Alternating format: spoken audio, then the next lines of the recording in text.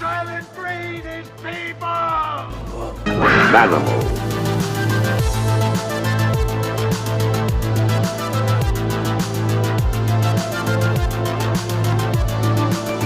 All hail King Manimal!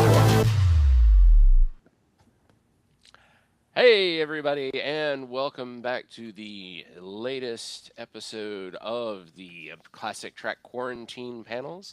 I am your co-host, Gary Mitchell, and thank you all for joining us. You have many things you could be doing tonight, and you're listening to us, and we are grateful. Tonight's topic is representation in classic media, aka title We Were There. And to talk about this wonderful topic, I am going to introduce our panel, starting with the gentleman who I believe suggested this, Mr. Mike. Hey guys, my name is Michael Collins. I am a theory prognosticator and dad joke enthusiast for the Fandom Hybrid podcast. You'll be hearing that name 2 more times as the introductions go around. I am a proud member of the American Sci-Fi Track. You might know me from my defense of Howard the Duck last year, which I am very proud. You should be. It was fun. A great movie with a man with no eyebrows. Next, Anthony. My name is Anthony, and I'm also a member of the Fandom Hybrid podcast. I've been going to DragonCon for, I feel like 50 years now, but I think it's only been 26, I think. And I'm just happy to be here. This is a topic that I prognosticate about all the time. And I'll try not to get on my soapbox too much because, you might as well go and hop up there now. Yeah. In this one? Good job limiting it to just the classic. We can talk about the classic, but that's a whole another problem for me. So. And last but certainly not least. Hello, my name is Hanako, and I am the creator and host of the aforementioned Fandom Hybrid podcast, even though my name is spelled wrong on the screen. It is Fandom Hybrid. This, I guess, will be a Fandom Hybrid takeover. This is my first time doing anything with the Classics track, although I have attended panels and listened to Mike gloriously defend Howard the Duck, and I'm so glad that other people had to sit through his defense because we hear it all the time. But I am excited to be here. Thank you. And thank you all for joining. We were supposed to be also joined by Joe, but he is running behind, so we started without him. So, in that case, I am going to stick around for a little bit, but I'm going to let you 3 take over. Hanako, you're the moderator. Go. Oh my God, pressure. Okay, so what is representation? We are going to talk a little bit about BIPOC representation in classic media. This is a topic that we are all kind of sort of familiar with. We have discussed this topic at various other conventions in the Atlanta area, but we generally, talk about more modern TV, films, books, and all that. So we're going to go to the classics today, and this is going to be interesting because as we were having our discussion prior to going live, I realized that, for myself as a biracial Black woman, there was not a lot of representation in the 80s. We have a lot of shows that had your, what we call the token Black person. And even though those parts were sometimes small and not as significant as what we see in media these days, I do feel like seeing those characters represented was still a big thing for those of us who grew up without seeing any of our faces in sci-fi and fantasy media.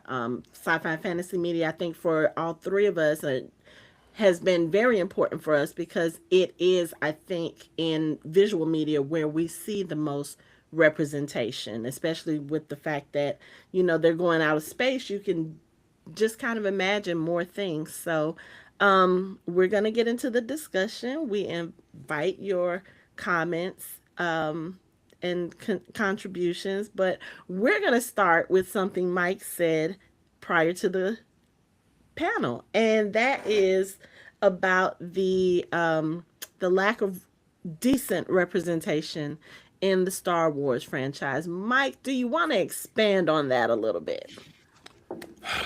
So here's the thing. Okay, so I just turned 55 this year, and Star Wars, what people will call Episode 4, but the first Star Wars that came out in theaters came out in 1976. 50 years is next year. And when I watched that first one, I was excited because because this is like space and it's something new and it's something that really held my interest. And it's like, and my mother and my father and everybody knew that I was just entrenched. So they bought me Uh Uh-oh. Uh-oh. The Lucas lawyers have struck. oh. He was supposed to Mike set is me up. go- He was supposed to set me up for the only black character in episode 4 was Darth Vader. Oh. He didn't get to set me up for that. Oh, no. Oh Okay. no. Oh, Well, we'll wait. just...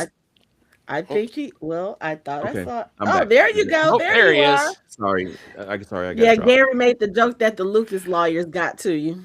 Yeah, yeah, exactly. I got to make this quick. Um, okay, so I didn't get really. There wasn't really any black representation until The Empire Strikes Back, where he had Lando Calrissian, but they were showing him at portraying him as kind of a shady character who was still doing dealings with Darth Vader and the Hutts and like turning Han Solo over, who was a beloved mm-hmm. character, but he was shown to he didn't e, he had to be redeemed by helping to being instrumental in blowing up the Death Star in Return of the Jedi for people to be like, okay, he's cool, and it's like so it's I mean we've never had someone who looks like us that was a character that could be revered. Then with the prequels, we get we get Mace Windu. I'm not even gonna bring up Jar Jar because he does not. I can't do it. I'm not gonna do it. But it's like most people think that Jar Jar, even though Jar Jar was played by Ahmed Best, but he really wasn't. He wasn't technically black, but it's like he was a buffoon. And then we have Mace Windu, who was actually a strong character who gets betrayed by Anakin, and it's like Mm-hmm. another black character who meets a bad end. So it's like, Mhm. okay, we missed that again. And then for the next three, we get Finn. Now Finn, even John Boyega, after the first one, the Last Skywalker, when he got to light a lightsaber and have like a little bitty, like a short lightsaber fight. He was excited. If you watch him watching the previews when he lit the lightsaber, he was hyped because he Mm-hmm. thought in the next Mhm. movies that he was As going to we be a all Jedi. were. Like everybody did. But then he basically became a background character in the next two movies. It's like he was like he was Poe's. It's like everybody was more concerned with whether him and Poe were lovers than if he became a Jedi in the last two movies because but they tried to make it like almost palpable. In my opinion, they made it seem like their relationship was just weird. So he was another character that just a black character that was thrown by the wayside, basically. And even he hated it. He doesn't even want to do it anymore because of that. So it's hard for black people to, especially in things like Star Wars, to find someone to latch on to. And even though it's a great franchise, you just have to. It's hard to find some way to someone to relate to. Now, how do you feel about that after some of the TV shows, though, especially Andor? I like see we can start with Rogue One where I really like Saw's character. Mm-hmm. I thought that was a good character. I really wanted to know more of his backstory, and now that you got it, I'm like, okay, that actually makes sense, and it's a cool character. I mean, they've done more with bringing in more people of color, especially Latino people. I mean, Diego Mm-hmm. Luna is basically the main character of Andor and Rogue One. So it's Mm-hmm. like they've done a good job of bringing them up. And I mean, say what you want, that they've included a lot of people of color as main characters. They even did a whole series of people of color as characters, but the writing was just, it's like the acolyte. I want to like the acolyte, and there are certain things that I really like about it, but it's like the writing was lacking, and it's like another thing is just yet another thing that people of color have to deal with is like some people don't know how to write science fiction characters, so that's just another thing. But I think that the writing, especially like with Andor was beautifully like incredibly written. Like the episode, I'm almost to episode two. I'm towards the end of episode one. And I'm just like, and people told me episode two is better. I'm like, okay, I got to hurry up and finish this. So, Mm-hmm. I mean, but it's just the characters that they write that are specifically black. It's like a lot of them don't really have. It's like there's something off about it, and that just puts more There's black no people staying off of. power. Yeah, they don't have staying power. It's like I mean, they canceled the second season of the Acolyte, even though the last episode would have like showed a character. Which Sith was that they showed in the Pelagius. last episode? Yeah, Darth Plagueis. Darth Yes. Plagueis. That's Darth Plagueis the huge. Even Wise. I know. Even I don't follow like cartoons or read the books. I knew who Dark Plagueis was, and I was like, "Oh, we're doing this? No, we're not doing that because they canceled the show." So it's like they just Oh, left. They kind of left that as a hanging chad, like because the at the end of the story, it actually started getting interesting to me, and I wanted to see another season, but they did. But we're not going to get it. So I mean, it is what it okay. is.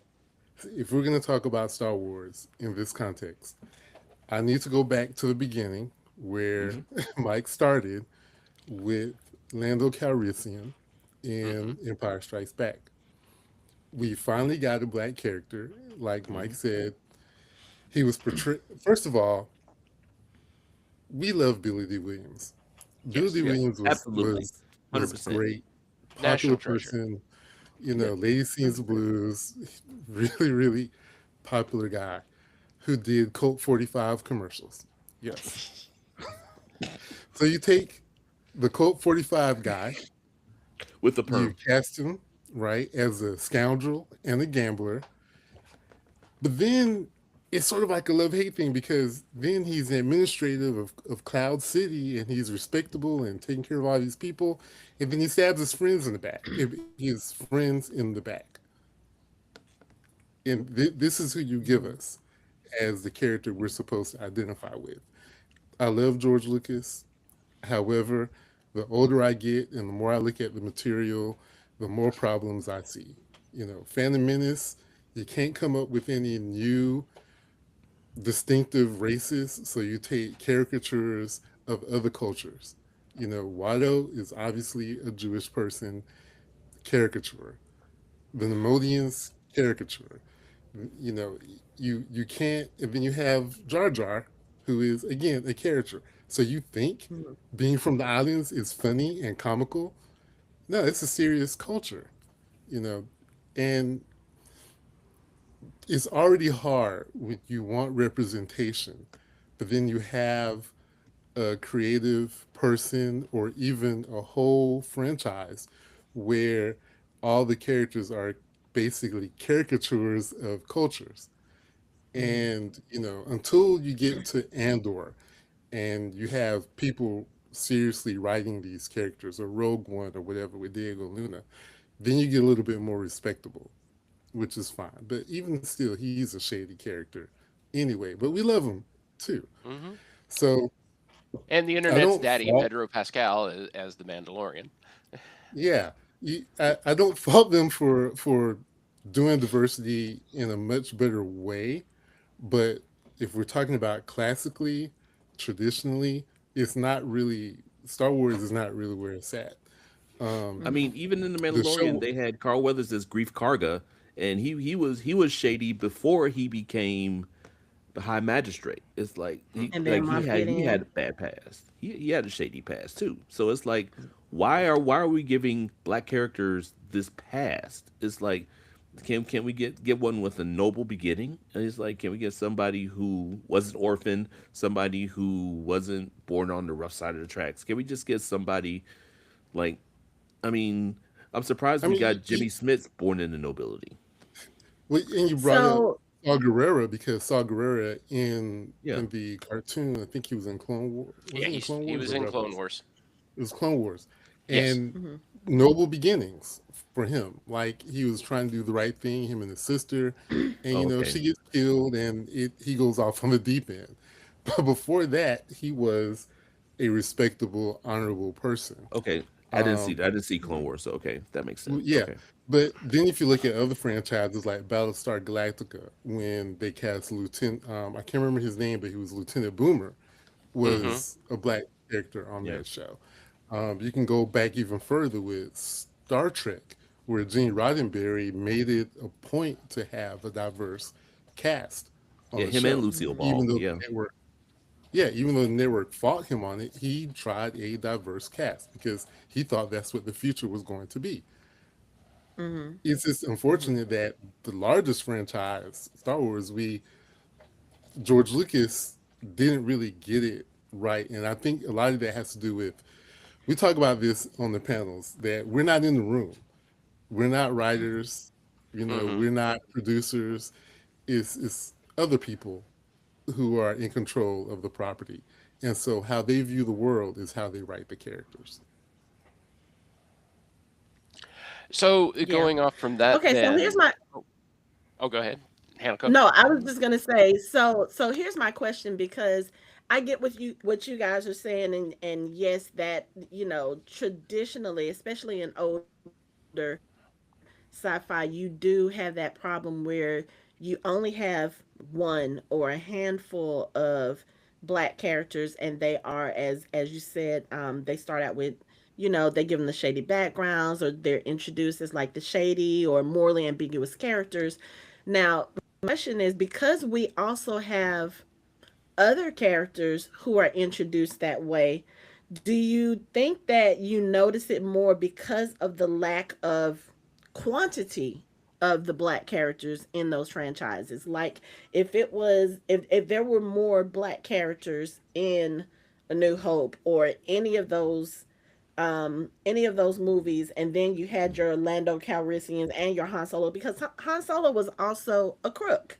If let's be honest, he was Yeah. not on the up and up. So is it just that you feel like the black people were kind of being singled out, or is it just the fact that there were a lack of black people to begin with that kind of makes it seem more prominent? It's a combination of both. Yeah. If you have a cast of 50 white people and five of them are gangsters, and you have one black person and he's a gangster, then you Yeah. that you, what do you have? And that's a Yeah, common trope, 10% versus 100%. Yeah. right? And that's a common thing when you look back, especially in the classic stuff, where in whatever genre you're in, the black people, Hispanic people are always the criminals and the thugs. And you can even look at women. The women are either sex pots or femme fatales. Until you get to Sigourney Weaver in Alien, you don't get a woman that's a lead character that's strong and not a sex pot. Well, I don't want to say that because she was kind of hot, but that's neither here nor there. But it wasn't the But point of her it character. wasn't the point of her Yeah. character, you know. But you look at something like Battle Beyond the Stars, and you have Sylvia Crystal in there, and you know what she's in there is Valkyrie laid out in a bikini in her ship. Of You know what hands. her point is, right? Yeah. So that's just the common thing. You're going to, and we talk about this when you start looking back at things in the past, you start seeing all kinds of problems.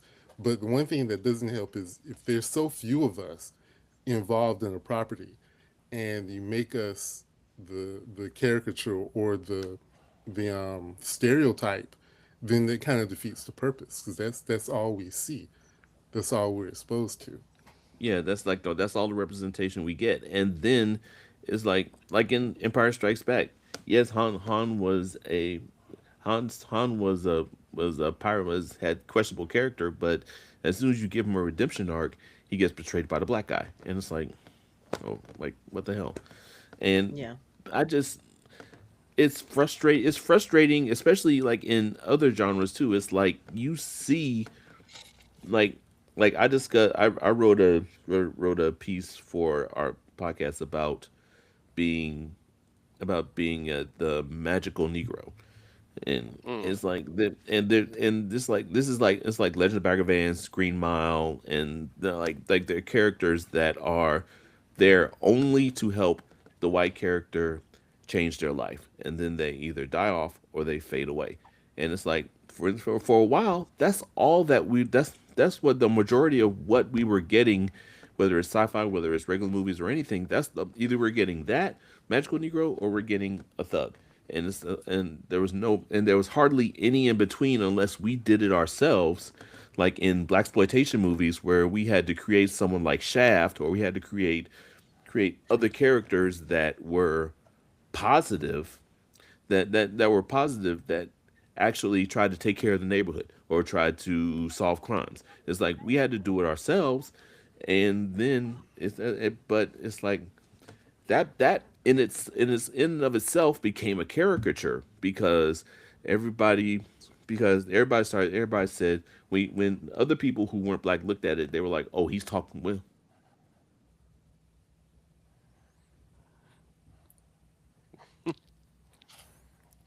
Uh-oh, we're paused again. Oh, Because we didn't understand. Dang it. So I mean, it's always been there. It's always been kind of like that. But the cool thing though about science fiction and especially the classic stuff, you did have some people who were trying to make a difference in us being represented, but sort of in a different way. Like the movie Enemy Mine, Drac is a black yes. coded character for the most part. And that whole movie is about race relations. Um, I think the Klingons in Star Trek are a good example of also being initially black coded characters. And a lot of that had to do with, again, race relations. So they've tried it in different ways in the classic. When you look back on it, there have been attempts to kind of make us a part of it without actually making us a part of it, because I know a Yeah. lot of it had to do with the executives sitting around and making decisions about who they're going to cast and what they're going to look like and what characters they're going to play. Like Yeah. them thinking It about And makes me what they want to see. what they want to see, and it makes me really think about um, the Star Trek episode, Star Trek: The Next Generation episode. I think it's Code of Honor. mm-hmm. We've talked about it before, and I had read a thing where Jonathan Frakes had said when he saw the episode air, he thought they were going to cancel the show because of how they depicted Mm, black people as tribalistic, and you know you have to see the episode if you haven't watched it. It's pretty disturbing on a bunch of different levels. But someone in the room saw that idea and they're like, yeah, that's exactly how black people should be represented in science fiction. And right. it was wrong and it's bad. But you at the same time you have other attempts at making black coded characters. Babylon 5, you had what was his name? One of the races. He was black coded, but he looked like a lizard. So you have these attempts at coding us in, but not really having us a part of it. Mm, Yeah, and it's really bad because if you go back and look at the history of representation just in general, I mean, you go back to, well, we don't want to offend any of a lot. We don't want to offend any of the white people watching. That's the whole Uhura's kiss with Kirk. was that was a big debated point because they were like, "Oh my God, they're going to yank the show off the air in the South," and thankfully they fought for that. But that was again, Roddenberry fought for that representation. So, Hmm. and especially also talking about with the women, we get that what they call the Smurfette principle, where you're allowed one person of color, one woman, and then everybody else has to be the normal. Uh, Hmm. and we've thankfully it seems sometimes that we've come a pretty good way from that. Uh, Sometimes we stumble quite badly. But what would you guys say are some of the more successful ones? Like you mentioned, Boomer on the original Battlestar Galactica. He definitely I think stands we have. out as one of the better examples of representation because one, the character wasn't about his color. It wasn't about his color. He really was just, another character in the cast, and they treated him as such. Hmm. That I would was say one really. Jordan LaForge did a lot for it too. Hmm. Like Hmm. Jordy was the engineer. Like he was one of the smartest people on the ship, and that went a very long way. Like even people like me who knew him from reading Rainbow saw him on this, and it's like as soon as I saw he was cast, he was on this show, I was instantly hooked. I never missed a show because that's my guy. Even though he had a hair thing on his eyes, I kind of let that. Hmm I could even let that go because it was LeVar Burton. It's like he played that role so well. And when they had the mini reunion on Picard, like mm, I I I was in tears, like just to see everybody back together. And to a certain degree, Worf did the same thing on the Next Generation too, because he was strong and he didn't take any guff from any mess from anybody. So that's another character that showed us that. I mean, because he showed how we were stronger. We were strong enough to handle things, and especially to handle being chief security officer. And then you have Uhura and Yeah. Sulu in the Yeah. original Star Trek, where they were in positions of, well, especially Uhura, positions of authority. It was almost as if she was the third person in command, the third bridge officer, because when Hmm. Kirk and Spock were gone, she pretty much was the one running things on the bridge. And I thought that's one of the great examples Yeah. of it being done well. I could probably Yeah. think of a whole bunch And of I other think I ones. like Give me time. with Ahura's character. Yeah, I think what I like also about Ahura's character is even when they bring it forth into the reboot with Zoe Saldana's character, she still has that intelligence, but of course we are now in a different era. So I think even though they showed us like the relationship that she had with Spock in this movie, it wasn't the central thing about her character. Which again, if you think back to like classic sci-fi, the women are the eye candy. You know, they're the hmm ones. They're the sex pots. They're the ones that are the distractions. They're the ones who are to use their womanly wiles to take down whatever. And I love the fact that she is one of those characters where yes, she had that fatale quality about her, but it wasn't the main quality about her. It wasn't the main part of her character. um Also, going back to other classic characters, Winston Zedmore in Ghostbusters, Ernie Hudson, it's Yes. like just a good guy from start to finish. And again, we really didn't get a lot of that in classic media as far as those characters. I was thinking of other characters as well, but some of those characters also had kind of that shady start, but I think there was a little bit more diversity with certain things. I'm gonna have to say, even though it pains me to call this a classic, but it's 30 years old. Stargate. When you Mm. watch Yes. Stargate Yeah. SG-1 and the character of Tilk, he literally comes from a race of people that are enslaved, just the way that black people were on Earth, but it kind of makes sense because they're all descendants from Earth, and the Mm-hmm. quote unquote gods kind of fashioned what they did based on what was happening here. So that's understandable. And then you kind of get to see Tilk's arc grow as he learns, like, or as he realizes, this is not who I want to be. I want to be able to save my people. And then he turns into that powerful figure who, trains other people, who goes back, frees his people, and that sort of thing. You get a lot more representation on that particular show because of the fact that they're going, into the stars. But I think it's gotten better. Like Gary said, I still think that it can be more, especially in like sci-fi and fantasy. Again, we have the better representation than in just the regular, you know I don't even know what you want to call it, the regular real world stuff. It's so strange because the real world, the dramas, all of this stuff, those are the ones that should be reflective of what our society looks like now, right? and Right. and depending on where you are, like I know people still call BIPOC as minorities, but I mean, if you look at Atlanta is black is not the minority here. Let's just be honest.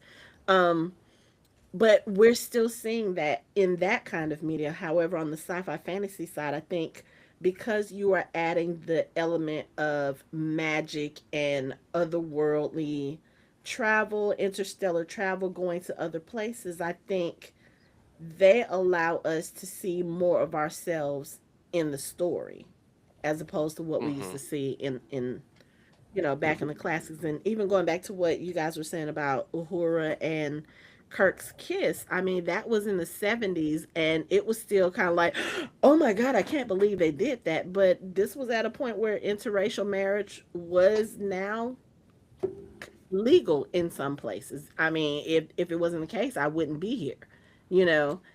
Yeah. So it's just I don't know, I think the mindset for people who consume this media just they're still a little bit behind from where they should be, as far as the way that they look at us in media and just in general, I mean, right? And think you about it said, like Yeah. this. Because even going back to thinking about,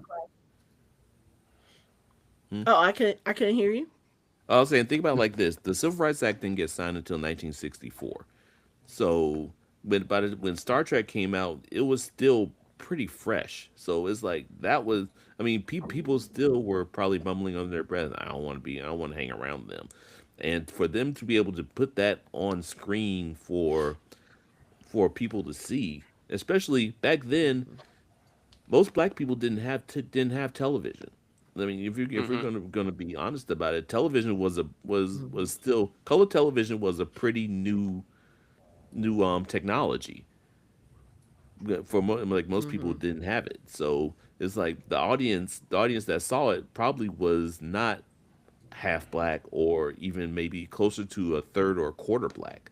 So that made it even more impactful, just or even braver for Gene Roddenberry and Lucille Ball to be like, you know what, screw it, we're gonna do it, and it's going to be out there, and if they like it, they like it. They don't, they don't. Hmm. And so, and the fact that I think the original series only lasted like what, 2 seasons, Three. maybe season yeah, 2 or 3 seasons, 3. yeah. Like there weren't really that many episodes of it, so you know. Joe.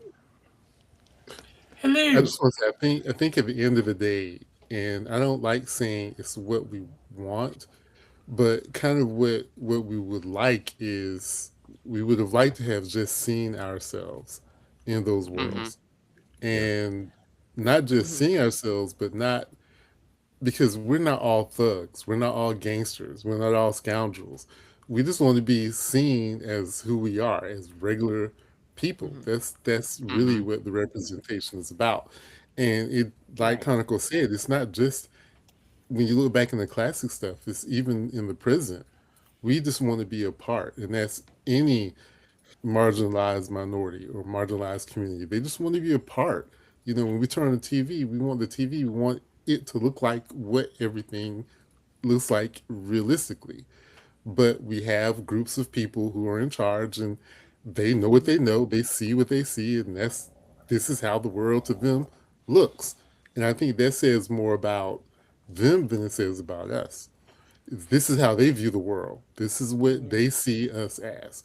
And that's the biggest problem. Yep. Yeah. Joe, And you welcome know, to it's the so party. interesting that you said that No, you go ahead. when we started this conversation, we were talking about Star Wars and about, just kind of the representation of black people and how they were portrayed as, not the most respectable of citizens. And I find that really interesting considering the fact that George Lucas is married to a black woman.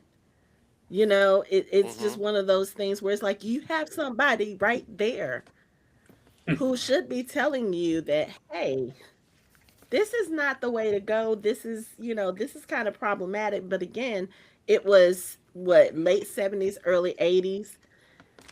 I mean, I don't want to say that maybe she didn't have her voice. Maybe she didn't advocate for that. I don't even want to just go out and say, I don't know George Lucas well enough to say, okay, yeah, he allowed this to happen because we all know you have the creators and then you have the people behind the creators. And a lot of times the people behind the creators, they have the bigger say because they're the ones that are financing this. They're the ones that are the yes people. They're the ones who actually control whether things get made or not. But I just think Well, it's very well interesting to see that even in in that defense of her, franchise. I'm sorry, we're on, Oh we no, are getting, there's a bit of a I lag. think this So is delayed. Yeah. what were you saying? I was in defense of her. They didn't get married until after that. It was later when Yeah, they got they married. get married till 2013. Oh, okay, okay. Yeah, it was way after that. Even Oh, after the Phantom Menace when oh, okay, all that okay, problematic stuff was going on. So Yeah. It was Yeah, still but okay. yeah. So Anthony, I you think you know me, you. I don't dig into the like the personal lives that much. I just know that he's married to a black woman. It's kind of like, and maybe that had some influence on the way that things changed a little bit in that universe. Within the last 20 years, that could have something to do with it. She probably like, excuse me, we need to talk about your portrayal of black people in your universe. I mean, Yeah. you know, black wife effect. Hmm. Well, and I think Anthony, you really nailed it about one of the things. The reason that representation is so important is that for the longest time, I have known fans of color and other lifestyles represent that enjoy these properties in spite of the fact that there's no representation and having to fight and scramble to see themselves reflected there. And that's why it's so important that it is being done now and that more can be done. Because, I mean, the whole reason slash fiction exists is because people wanted to see gay representation, and so they had to make their own. And then you Hmm. talked about, Shaft and the black exploitation because people had to make their own. Um, and I think that as personally, I think everybody deserves that. Everybody deserves to be able to look up on the screen and see themselves. That's why Nichelle Nichols never dropped out of Star Trek when she was considering dropping out. And we've all heard the story about Whoopi Goldberg talking about seeing Uhura and there's a black lady on TV, Mama, and she ain't no maid. Um, Hmm. Hmm. But also, so, Martin Luther King Jr. was very instrumental in her Right. staying for that Hmm. very hmm reason. Hmm. um, but are there any other ones that you think they've done it right? I'm glad you brought up Stargate because I was thinking, especially Stargate Atlantis when they brought on Momoa. hmm Yeah. Um, Yeah. I think that for a show that we covered extensively, Wheel of Time, even though it didn't get Mm, picked up, I think they did an incredible job of having a diverse cast and making it not seem like it was forced, like making it seem like these people existed in this world and that they belonged instead of being like, oh, we're just gonna throw a black person there. We're going to throw a lesbian couple over here. We're going to do all this stuff. They didn't do that. They just made it. And I know that according to I haven't read the books. I know Anthony says that they don't follow the books hardly at all, and that was one of his big pet peeves. And that's cool. And but I think that that show is one of the things that one of the things that is actually a positive forward thing for a lot of underrepresented sections of humanity. Like because they paid in a wide swath with it, and they did a really good job in my opinion on it. I think Star Trek kind of with two shows in particular. First, Deep Space Nine with Captain Sisko made a huge Yes. stride because as a black man in a position of authority who Yeah. everyone respected, he was a single dad. He didn't have all the other baggage. He still loved his wife who was gone. He was able to fall in love again with someone else.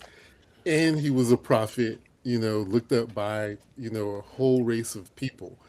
And then you had Voyager with Captain Janeway, where you have a woman who is the center of the show, the captain of the ship, the woman in a position of authority. So, they did get that part right. They finally righted the ship, so to speak, and and did some Hmm. pretty good portrayals of representation on those two shows. So I think Yeah. those are really good examples of Yeah. taking advantage of that representation. Hmm. Because So, Captain Janeway, it Yeah. I wasn't think about her being a woman, and they didn't lean into that. Oh, she's making decisions based on emotion. She was a real Starfleet officer making, the best of a terrible situation where they're out in the middle of nowhere, and she has to hold this crew together. So she made some pretty tough decisions, and if she mhm. made decisions like how women are always portrayed based on emotion, they would have been a disaster. mm, so Yeah. here's a question I'd like Yeah. I to get think for the. me also oh, No, go ahead, Hanko. Go ahead.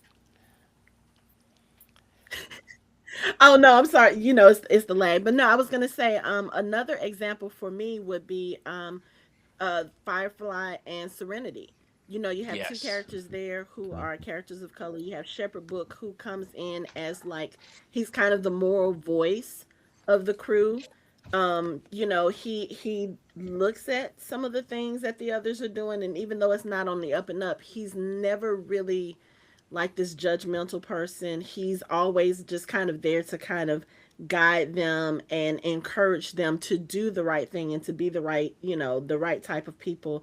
And then even with Anara's character, her character is introduced as a companion, which, in our language, we would look at her as like an escort or, more derogatory language, a whore. But in the Firefly series, they actually have that as a position of power. It's something that she is actually respected for, except for Mal. But we all know that that's because Mal was in love with her. He didn't want to see her with other people. But it's a way that she was able to take control of her own narrative. She was able to do what she wanted to do, earn a living in the way that she wanted, and also make a contribution to the crew because she used that position to be able to find out information that they needed for what they needed to do.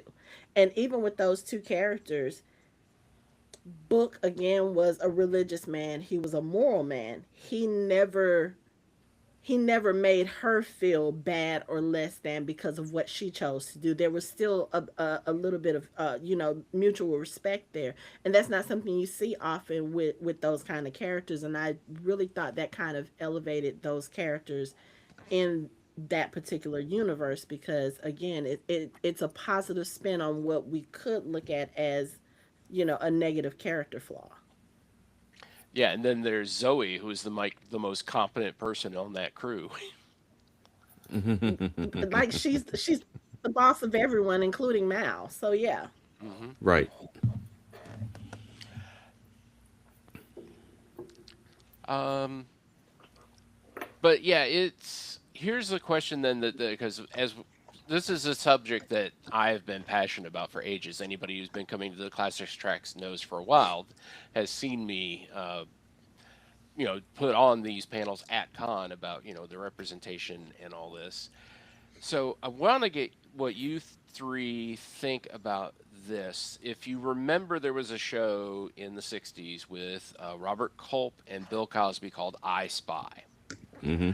And it was major because it was one of the first shows to have a co-lead that was an African American, and it was a spy show because spies were huge in the '60s. Thank you, James Bond. And I remember seeing an interview where Robert Culp was talking about him and Cosby getting together before the show started, talking about what they wanted to do and how they're going to do the show. And Culp asked him, so how do we deal with the race issue? That you're African American and I'm a white guy and we're working together. And Cosby said, we don't. His answer was that they just don't address it, that he's just there and he's a black man, deal with it. How do you three feel about, do you think that was the right approach for the time, or do you think they should have said something about it? I personally, I agree with that. Going back to what Mike said about Wheel of Time, even though I know that's not sci-fi, it's fantasy, but it's kind of adjacent. One of the things about that show was, again, they had a very diverse cast. You had people who looked like just random people on the street. You know what I'm saying? You had your white people, your people of color, you had your Asian people, and it was never a conversation starter. The fact that Swan Sanche was a woman of color was never a conversation starter. The fact that you had queer representation and polyamory, and it was never a conversation starter, except to be like, oh, they do that? Yeah, they do that. Oh, okay. And literally, it was just a part of the life. And I think that approach is better because when you approach your characters and your world building in that way, you are really telling your audience this is what the world is supposed to be like. We shouldn't be surprised every time a person of color shows up on the screen, or an Asian person shows up on the screen, or a queer person shows up on the screen. It shouldn't, like, we're in 2026, it should not be a big deal now. The fact that even with TV shows and award shows, we are still saying the first black whatever in 2026. That's very odd to me. So the fact that they had that mindset back in the 60s to say, well, yeah, we're just not going to address it. It's just two guys doing their job, and that's what it should be. That's how everything should be looked at. I know we live in a world where that's not the case, but in an ideal world, it shouldn't matter what anybody looks like. Is he doing his job? Is he doing what he's supposed to do? Is he contributing to society, or even maybe not contributing to a society? We talked earlier in the show about the fact that with the Star Wars characters, most of the POCs were introduced as shady characters, questionable characters, and morally ambiguous characters. And the conversation now that I see online is when they make those characters good and turn them bad, or when they make them bad but they give them a redemption arc. Now the conversation is, we don't all have to be redeemed. We can be the villain, or we can have some evilness about us, or something like that, and still portray that and still be a respected character. So I think the conversation has shifted because now we do see that diversity just within those characters. I mean, if you think about Mandalorian, Moff Gideon, I don't think there's any good in that character, and I don't want it to be. I like being able to see that someone of color can represent someone that powerful and that evil and still be respected. And I just don't think that's what it was back in, back 30, 40 years ago. The respect part, I think, is what was missing from those kinds of characters. I I think also think the cool thing about I Spy and the way they did it was like this is the everyday, so they kind of normalize it.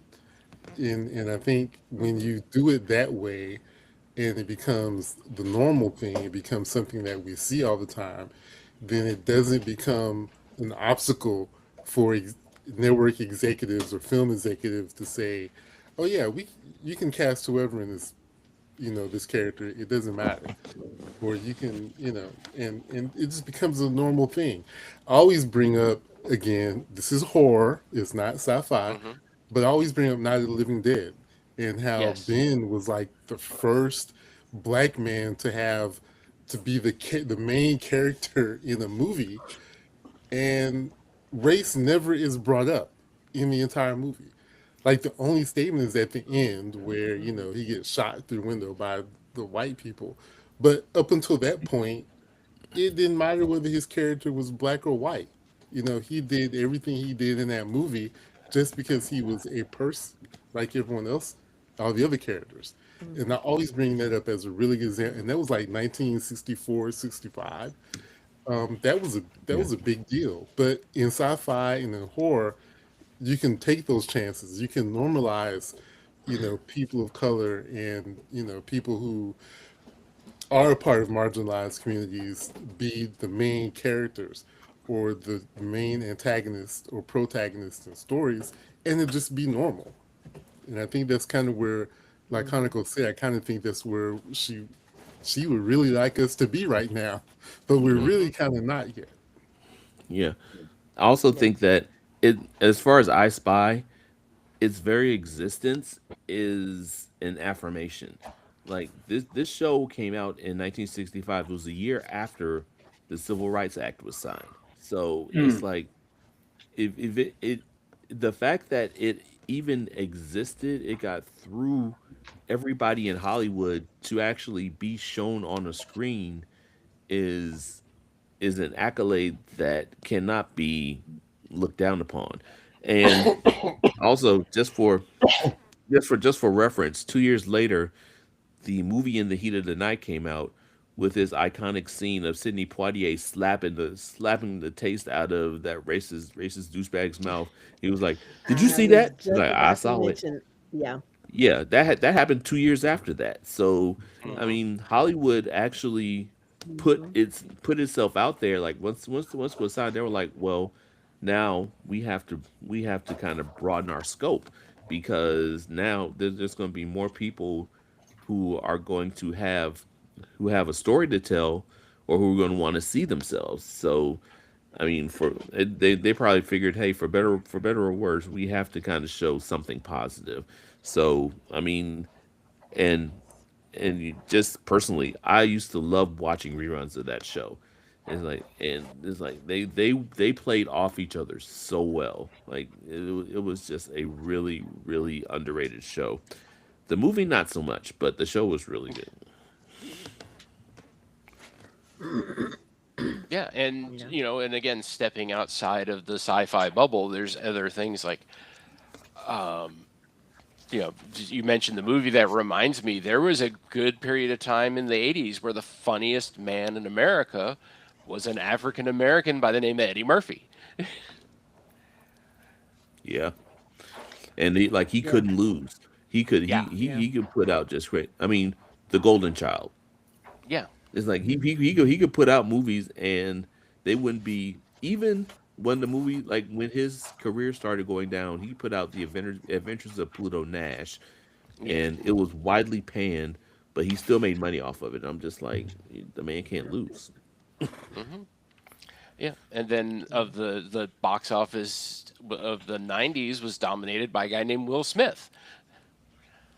I mean, again, talking about some representation. If we want to stick with the sci-fi, his performance in Yeah. ID4 Independence Day is pretty much the highlight of that movie for most people. I mean, it's a Yeah. great cast all around. Hmm. It's got Jeff Goldblum, yada yada yada. But no, watching Will Smith drag that alien through the desert and scream at it, I could have been at a barbecue. I could have been at a What is barbecue. that Yeah. smell? Yes. Or, Yeah. I have friends that would quote for years afterwards, "Oh, you did not shoot that green shit at me." Yeah. That was a great movie. And Hmm. I mean, the plus Will Smith like did some things that I mean he was another person that almost could not fail. I mean, Men in Black. Let's talk. We Hmm. could talk about Men in Black, which was a great sci-fi movie, and then we could talk about Wild Wild West, where he just kind of did it to have a sound to do the soundtrack. He, I think. yeah, he Or tried. going into his fantasy area with era with I Am Legend. I mean, Yeah. it was his movie, Hmm. and he did a phenomenal job. I mean, you want to talk about focusing on the character of color. I mean, he was the only one in it for pretty much a majority of the movie, and Hmm. he sold it. You know, Yeah, I and think that then was one of the most powerful things about that particular movie because we looked at that and we're like, last person standing, a black man, of course. I mean, it Mhm. was just yeah. one of those things where we could look at that kind of character and be like, oh yeah, absolutely. Because it's not just the quote unquote white savior, Hmm. saving the world. No, it's somebody that looks like us and that we can relate to. He's a black man who was, a very good man, which again, that's something that's was hugely underrepresented in movies back then. Just black men being a part of the family narrative. Hmm. Him Yeah. loving the dog and just overall, his character was a good character who just happened to be alone. He was Yeah. also a We got to scientist, see which was him. big too. Yeah, Yeah. yeah, and especially in I Am Legend, it's like Couldn't hear. he said I'm probably the dumbest smart person ever because like I mean he's the one who in a lot of his movies he's the one that figures out the villain or figures out what's going on or figures out what needs like in the end like he's the one that actually gets gets to make the big reveal. And Hmm. I think and that was something that Hmm. was like Hanako said, was lacking. Like you would see someone else like have a aha moment, like but for us to see somebody like carry a show, carry a movie and be the one to figure it out in the end is seeing someone do that is psychologically lifting. You know what I'm saying? It's like we're not playing someone dumb. We're not playing someone who's like a throwaway character. We're playing someone who is smart enough to see through a facade, to see through a deception, and figure out what happened, and figure out who's the bad guy, to figure out how they did it, figure out what's going on, and that especially in our robot, it's like he figured out that the AI was doing it, and it's Hmm. like that is like it's not a person. It's like he figured out that the computer was doing everything. So it's like it really gives you representation that hey, like there's smart people out there that look like me, and shoot, that could be me one day. Hmm. Hmm. Yeah, and we're coming up on time, unfortunately, but I also feel like we cannot end this discussion without mentioning the late great Chadwick Boseman and Black Yeah. Panther. That Hmm. movie is so good because of his performance, because of the way that movie is so Afrocentric. What are you three's thoughts? It's like I think that if you we can focus on that one, but I mean he leading up to that he had some great performances, Mm, like in 42 as Thurgood Marshall, and it's like a lot of stuff. He was a very good actor, and I think that him pairing with Ryan Coogler is just like I mean you have to give Chadwick a lot of credit, but you also have to give a lot of credit to Ryan Coogler who had a yes. vision and did not let it be moved left or right for anything. He's like, this is a movie about black people in Africa prospering and doing it without outside interference. And it's like Hmm. he went forward with it and he delivered on it And he said, if I can't do it this way, I'm not going to do it. And they were like, okay, do it your way. We'll see how it goes. And it went outstandingly well. I And always now think Coogler about. is Sinners. I Mm-hmm. mean, Yeah. Mhm. Coogler has I think he's already getting the recognition. Sinners is really popular. That's great, and I want more of all of that. Everything that's in Sinners, just put that in everything else. I think like what worked with Sinners and Black Panther with Ryan Coogler is if you're going to make, and this would apply to anything because I even talk about, or I will mention Shang-Chi. When you Mm. have the people who the culture, who the movie is about this culture, then that's who should do the movie. I Mm-hmm. mean, if you're going to portray a culture, we have to be in the room, and that applies to everything. And I think the only way we're ever going to get true representation in any media or anything that we see is you have to have the people you want represented in there with you, whether it be race, color, nationality, sexual orientation. Like, how are you going to do a movie with people who same sex marriages and same sex relationships if there not be a producer or a director or a writer who doesn't know anything about it? And the movie I think last year that was up for an Oscar about the trans woman, Mm-hmm. and the trans community wasn't happy about the movie because it didn't really portray it properly because no one, the director, didn't have a clue about the culture. So that becomes a problem, and that's why Black Panther worked so well because Mm-hmm. Ryan Coogler really made it about the culture and had people involved who knew about the culture.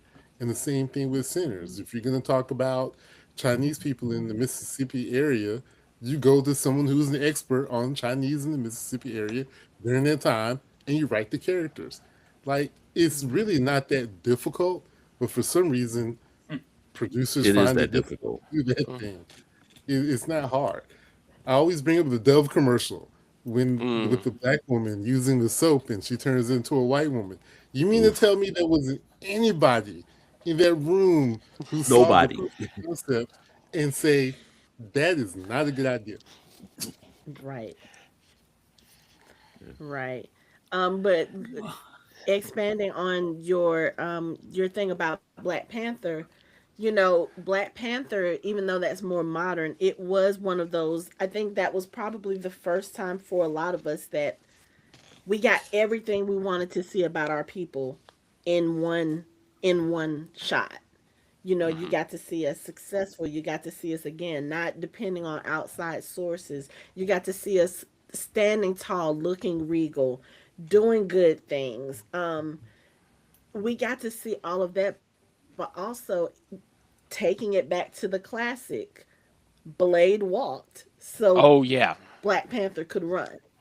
you know Wesley Snipes' portrayal of Blade back in the early 90s, and again, this is so weird that we're calling early 90s classic, but it was 30 years ago. you know Mm-hmm. it was one of the at least as far as I can remember, it was one of the first times we saw a black superhero on screen. And granted, he's more of an anti-hero, but that's beside the Yeah. point. The fact is, we got to see this man come in unapologetically black Mm-hmm. and be able to do the things that he did. And that was something that was very impressive for me, even back then, because I had no knowledge of that character. When I was young, I started reading comics, and then I shifted from superhero comics to horror comics, so I kind of missed out on a lot of that. But just to be able to see him on screen and do the things that he did, and just to kind of embrace who he was, that was very powerful back then. And a lot of people will make the argument that we would not have the current Mm-mm. MCU as it is without that character. Mm. You know. Yeah. I made that. I made that. Okay, but anyway, um, Also, as far as Black Panther, the little details that they put into it were incredible. Like, speaking Kosa is Mm, incredible. Like, nobody would have thought to include like real African languages in there, real African garb, real African traditions, and it's like and like it's so true. Like, even most of the little known actors who were given major roles of tribe leaders, like the mm-hmm. one the tribe leader with the plate in his lip, that's his tribe. Like, he actually is a member of that tribe. So this is like the Mhm. authenticity that everybody like clung to, held on Mm-hmm. to, and wanted to portray is just incredible. And that's really Mhm. like the representation that you want to see, because nobody everybody, like, they could have done like a whole lot of flash and like special effects and all this other stuff, and just made a shock and awe Black Panther, or gotten anybody to direct. They could have got the Russo brothers to direct the shock and awe Black Panther, but they didn't. They got Ryan Coogler, who had a vision, and made it like, even the part where Killmonger was in the museum and Mm-hmm. was explain yeah, where he said, "Did you think the museums got permission to take all the stuff that they have?" And it's like, I remember when I first went to see it, when he said that, there were like people behind me were like, "Ooh," Mm-hmm. because it's like, you got, I mean, that's true. It's like what museum got permission to take like the stuff that they took? And it's like, and it's Mhm. one of the first times that it's actually been forward and shown, and like put in a movie like that and said like that. And I think that's good. That's pretty cool. All right. So, like I said, we're right at an hour, which is about our time. Did anybody have any final thoughts? We'll start with Anthony. Um, Thank you for the opportunity to come on here and have this discussion. I'll talk about this all night long if you want to, but I know we don't have the time for that. And I kept my soapbox off to the side. I did put a foot on it. You I put a Yep. didn't foot step on it. on it You all put a the foot way, on it. but I have my foot on it. So I appreciate the opportunity. Mike, anybody that we haven't mentioned? Any characters we haven't mentioned that you had that you wanted to bring, or um, well, again, I want to echo Anthony's thanks for putting this on, because it like, you didn't have to do it, and mm, just like you really wanted to. I appreciate the fact that you wanted to hear what we had to say, and that really means a lot. We didn't really speak about um waterfowl that walk on two legs. That's a very underrepresented very unrepresented group in film these days. No, I'm just kidding. But no, I think in short, I think that representation is getting better, just because it has to, because there are more people coming up now that have been trained in making movies, that are making more movies that reflect themselves, and also the ease with which people can put things on the internet is Yeah. something yes. that gets other people who can afford to get like a 8 millimeter camera then and shoot like professionally. They can just get their phone and just make content, and that puts their culture, and that puts them out there, and that can only help representation as well. Mm-hmm. All right, Hanako. I'm going to echo my two co hosts and just say thank you for having us on this panel. This was a lot of fun. And just for the creators out there, just a reminder, we are here. We have always been here. We will always be here. Give us more stories that reflect that. Amen. All right, and Amen. Joe, you were late. Do you have a final thought? I Yeah, but you guys covered everything. I'm just an idiot from Alabama. I don't know nothing, but My final thought is that the issue with, if I could sum up all of the issue in a sentence, which of course I'm allowed to do because I think the problem always has been honkies, if you will, the white folks have Palm-colored people. Wow, I haven't heard that term in a long well, time. yeah, it's because it's quite accurate, and my God.